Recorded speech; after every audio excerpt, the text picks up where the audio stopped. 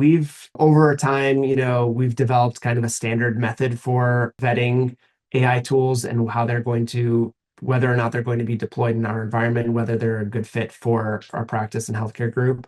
So a couple of different things. We have a general central AI governance that sits throughout the whole health system that evaluates it. And we have a standardized scoring rubric and standardized vetting process that we go through with external vendors to review things.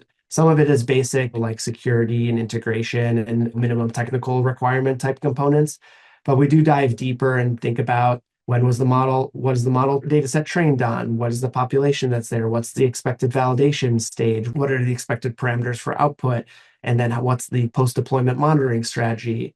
Those are some of the things that we've learned over time that, we may have started one way, but didn't have that plan fully fleshed out. And so now those are incorporated upfront in kind of our evaluation for anything that is coming through new to the system that is AI related. So that's kind of we kind of have a big umbrella that includes stakeholders of radiologists and subspecialty experts, but we also have members from our IT team on there. We have clinical governance as well. We have, legal that's involved. We have ethics sometimes that gets pulled in, especially if things that can be patient facing. We pull them in to get all these different perspectives, basically in a multidisciplinary team to review and vet any new AI tool that comes in. I think the number one item that we look for is how this is going to be integrated in our workflow. We don't want to be adding AI for the sake of AI. It has to make sense in our existing workflow, and it has to be something that integrates with our existing systems and doesn't add additional burden.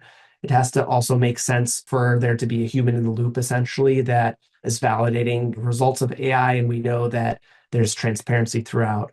The second point is understanding where the data is flowing through with a third-party vendor or with our internal systems and vetting that whole pathway for the data, because that's super important, the data integrity and privacy component. And we take that very seriously in the healthcare system across the board. Everyone does, but particularly at Emory and Grady.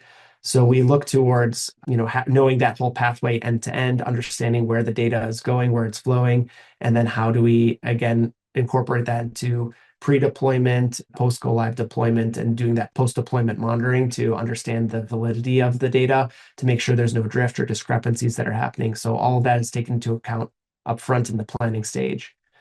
And then third, I think the most important thing is trying to figure out what your end goal is for the team. So we always have a goal in mind when we're deploying the AI. So sometimes it's a direct return on investment, whether it's a financial return or reimbursement that some of these tools include. But more importantly, it has to meet one of our standard enterprise goals, whether that's for looking at things like turnaround time efficiency, increasing quality, even increasing patient or provider satisfaction. So all of those factors get taken into account and scored. And so once we kind of combine all those information, we try to prioritize accordingly on how to move forward with any AI solution.